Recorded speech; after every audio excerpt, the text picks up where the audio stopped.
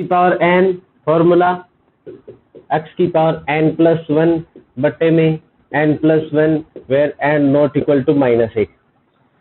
ये पावर का फॉर्मूला है। पावर का फॉर्मूला इस्तेमाल कब होता है ये आपको ध्यान में रखना है। सबसे पहली बात, इसका अवकलन 1 आना चाहिए। अवकलन क्या आना चाहिए? 1 आना चाहिए। दूसरी बात, यदि इसका अवकलन इसके गुणा में मौजूद है, कहाँ मौजूद है? गुणा में, तो आप पावर का फॉर्मूला इस्तेमाल कर सकते हो, अदरवाइज नहीं। जैसे x की पावर 8 है, आपको समाकलन करना है, क्या आएगा? x की पावर 9 बटे में 9 प्लस c। यदि आपको x प्लस 7 की पावर 9 का समाकलन करना है, क्या आएगा? x प्लस 7 की पावर 10 बटे में 10 प्लस c। क्यों? इसका अवकलन क्या आ रहा है? 1 आ रहा है, तो आप ये इस्तेमाल कर सकते हो, कोई दिक्कत नहीं। लेकिन देखो 2x प्लस 7 की पावर 11, इसका आप सीधा पावर का फॉर्मूला इस्तेमाल नहीं कर सकते। क्यों? क्योंकि इसका अवकलन भी 1 नहीं है। दूसरी बात, इसका अवकलन इसके गुणा में भी मौजूद नहीं है, इसलिए आप इसमें पावर का इस्तेमाल नहीं कर सकते। जैसे साइन की पावर 7x, तो इसमें भी पावर का फॉर्मूला इस्तेमाल नहीं होता। क्यों? क्योंकि इसका अवकलन भी इसके गुणा में मौजूद नहीं है और इसका अवकलन भी 1 नहीं आ रहा। इसका मतलब ये है कि इसमें पावर का फॉर्मूला इस्तेमाल नहीं होता। जैसे ऐसे होता कि cos x साइन की पावर 7x dx, यदि आपको इंटीग्रल करना है तो देखो इसका अवकलन इसके गुणा में मौजूद है। हाँ, आप डायरेक्ट इस्तेमाल कर सकते हो साइन की पावर 8x बटे में 8 प्लस c। तो सबसे पहला और इम्पोर्टेंट तथ्य यही है इसमें कि x की पावर n यानी पावर का फॉर्मूला इस्तेमाल कब करते हैं, शायद समझ में आएगा।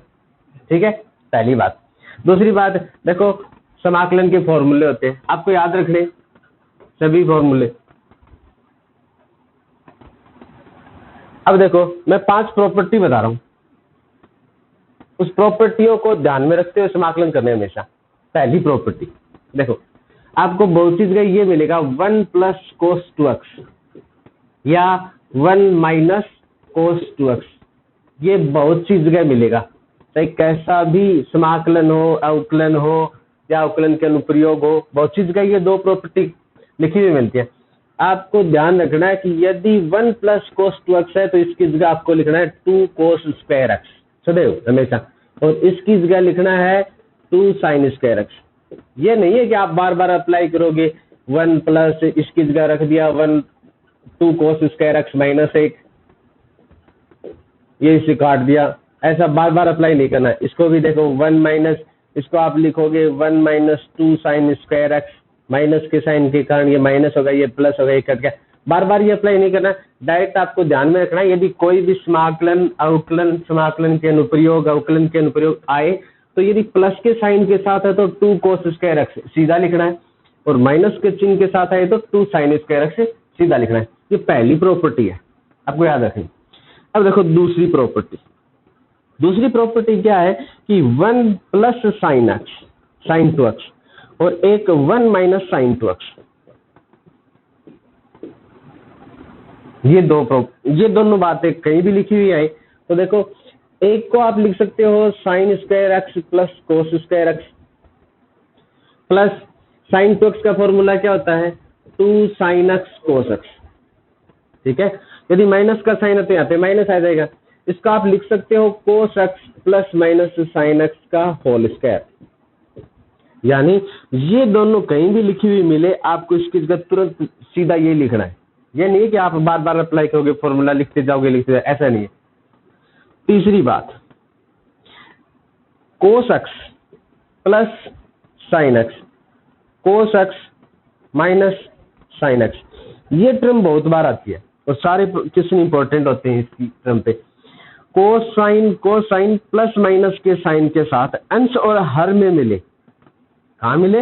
अंश और हर में, इस पोजीशन में मिले, आपको कोस कॉमन लेके काटना है। कोस कॉमन लोगे, ऊपर बनेगा 1 प्लस टेन एक्स और नीचे बनेगा 1 माइनस टेन एक्स। एक को आप लिख सकते हो 10 पाई बाई 4, 10 पाई बाई 4 का मान 1 होता है। यहाँ पे भी क्या लिखोगे? 10 पाई बाई 4, 10 पाई बाई 4 का मान 1 होता है। ये बन गया 10a प्लस बी, यानी 10 पाई बाई 4 प्लस एक्स का फॉर्मूला। ठीक है, यानी कोसाइन प्लस माइनस के चिन्ह के साथ अंश और हर में मिले, आपको सीधा सा क्या करना है कि कोस कॉमन लेके काटना है। क्या करना है? कोस कॉमन लेके काटना है। यदि यहाँ पे प्लस का चिन्ह है तो यहाँ पे क्या आएगा? प्लस का चिन्ह। तो सीधी सी बात है, इससे आप ये बना सकते हो और इससे ये। तो यदि आपको समझ में आया तो ये टर्म जहां भी आया आप तुरंत लिख सकते हो tan, यहाँ पे आएगा π/4। यदि यहाँ पे प्लस का चिन्ह है तो प्लस का आएगा, माइनस का चिन्ह है तो माइनस का, और आगे क्या लिखा जाएगा? x। आपको ये डायरेक्ट लिख सकते हो। इस टर्म पे बहुत सारे क्वेश्चन आते हुए, ठीक है, सारे के सारे इंपॉर्टेंट है।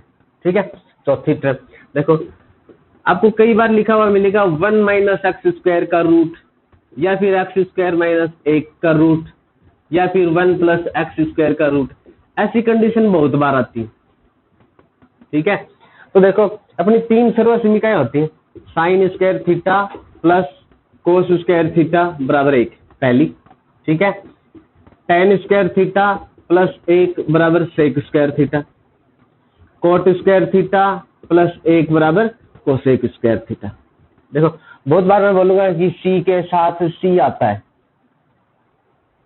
मैं बहुत बार बोलूंगा c के साथ क्या आता है? c मीन्स देखो cot थीटा का फॉर्मूला क्या होता है? cos बटे sin, यानी c के साथ क्या आया? c। ठीक है, दूसरी बात है c के साथ क्या आता है? c। देखो इसको याद रखने का तरीका भी है।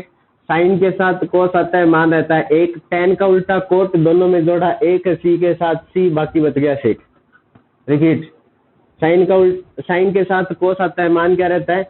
1, tan का उल्टा cot, दोनों में जोड़ा 1, c के साथ c, बाकी बच गया sec। तो तीनों सर्वसमीका आप एक पॉइंट बनाकर भी याद कर सकते हो। तो देखो इनको ध्यान में रखते हुए इनके प्रतिस्थापन लिखने होते हैं। तो देखो ये प्लस का है, दूसरी साइड जाएगा माइनस का, तो ये लेके जाओ, ये प्लस का दूसरी साइड माइनस में जाएगा। यानी ये कंडीशन जहां भी मिले आप x का प्रतिस्थापन अपनी सुविधा के अनुसार साइन थीटा या कोस थीटा अप्लाई कर सकते हो। ठीक है, यदि ये कंडीशन मिली, ये प्लस का 1 है, दूसरी साइड किस में गया? माइनस में। ये प्लस का 1 है, दूसरी साइड गया माइनस में। तो यदि ये कंडीशन आए तो आप प्रतिस्थापन या तो सेक थीटा लिख सकते हो या कोसेक थीटा, अपनी सुविधा के अनुसार। अब देखो माइनस का 1 वापस इसी साइड लेके आता है, ये +1, ये भी +1। तो देखो ये टर्म है, ये दोनों एक जैसे हैं। यानी यदि ये कंडीशन है तो आप प्रतिस्थापन कोट थीटा भी रख सकते हो और tan थीटा। ये आपकी चौथी शर्त है। ठीक है, पांचवी और लास्ट इंपॉर्टेंट समाकलन के लिए कि 1 + x और 1 - x, ये कंडीशन बहुत सारे क्वेश्चनों में आती है। तो सीधा सा है, इसमें आप x का प्रतिस्थापन cos थीटा भी लिख सकते हो, sin थीटा भी लिख सकते हो। क्यों लिख सकते हो? आपको भी पता है, आप लिखोगे 1 + cos थीटा और नीचे लिखोगे 1 - cos थीटा। ठीक है, ध्यान देना, cos 2x को ये लिख सकते हो, यदि यहाँ पे अकेला x चाहिए तो थीटा क्या हो जाएगा? आधा। यदि इसको आधा किया तो ये भी आधा, इसको आधा करते हैं तो ये भी क्या आएगा? x/2 x/2। समझ में आ गया? ठीक है, तो देखो इस टर्म को आप लिखोगे 2 cos² x/2 और इसको लिखोगे 2 sin² x/2। √ लगाया, 2 से 2 कैंसिल, ये बन गया cot x/2। यानी एक परफेक्ट फॉर्म आ जाएगी, √ नहीं रहेगा और आसानी से समाकलन हो सकता है।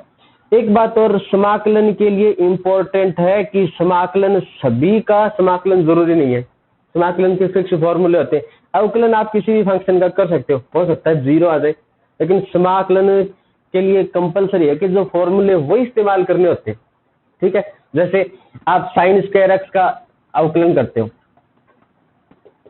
sin² x का अवकलन करना, अवकलन आप सीधा आराम से कर सकते हो, सबसे पहले पावर का लगाओगे फिर खुद कर सकते हो। लेकिन देखो समाकलन में क्या होता है, समाकलन में देखो sin² x का कोई फॉर्मूला नहीं होता, cos² x का कोई फॉर्मूला नहीं होता, tan² x का फॉर्मूला भी नहीं होता, cot² x का भी फॉर्मूला नहीं होता, sec² x का फॉर्मूला होता है और cosec² x का फॉर्मूला होता है। देखो sec² x का समाकलन क्या होता है? क्या होता है? tan x + c। cosec² x का क्या होता है? -cot x + c। इन दोनों का आराम से आप समाकलन कर सकते हो। लेकिन देखो sin² x आपको कहीं भी मिले तो आप क्या लिखोगे? 1 - cos 2x/2। अभी भी बताया था 1 - cos 2x को क्या लिखोगे? 2 साइन स्क्वायर एक्स, 2 को इससे डिवाइड करो, क्या है साइन स्क्वायर एक्स का मान 1 माइनस कोस 2x/2, यानी 1/2 का आराम से समाकलन कर सकते हो और कोस 2x/2 का भी आराम से समाकलन कर सकते हो। यानी समाकलन को फॉर्मूले के रूप में तोड़ना है, मैनेज करना है कैसे भी, ठीक है। तो कोस स्क्वायर एक्स आई तो क्या लिखना है हमेशा 1 प्लस कोस 2x/2, सेम वही तरीका हो जाएगा।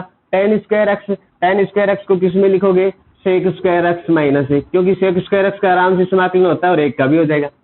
अब बच्चा कोसेक स्क्वायर एक्स को क्या लिखोगे, coat square x minus 1, sorry coat square x को क्या लिखोगे, कोसेक स्क्वायर एक्स माइनस 1, यानी इसका आराम से समाकलन हो जाएगा और इसका भी हो जाएगा। तो सबसे पहले यही ध्यान रखना है कि समाकलन करते वक्त ये ध्यान रखना है कि समाकलन का फॉर्मूला कौन सा अप्लाई हो सकता है, उसी टर्म में उस इक्वेशन को तोड़ना है, सबसे इंपॉर्टेंट बात। अब आगे देखो,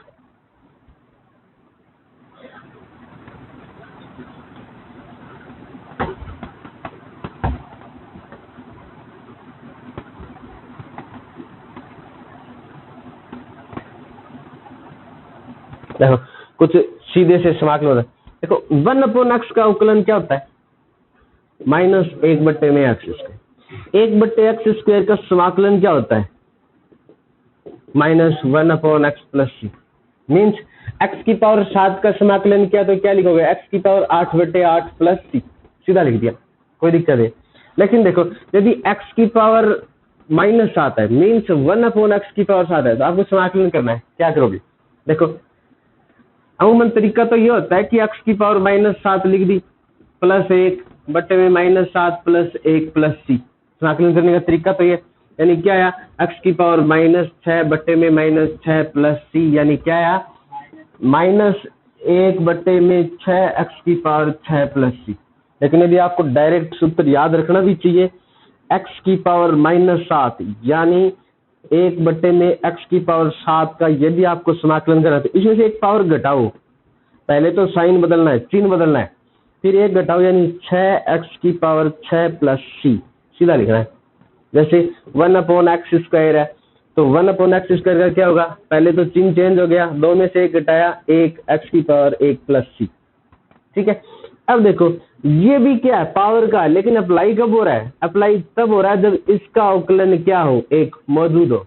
मीन्स यदि नीचे लिख दिया साइन की पावर 7x और इसका अवकलन लिख दिया कोस x, क्या इसका आप अवकलन आसानी से कर सकते हो, हाँ कर सकते हो। क्या करोगे, -1 साइन की पावर 6x, 6 आगे आएगा + c, डायरेक्ट हो गया, ठीक है।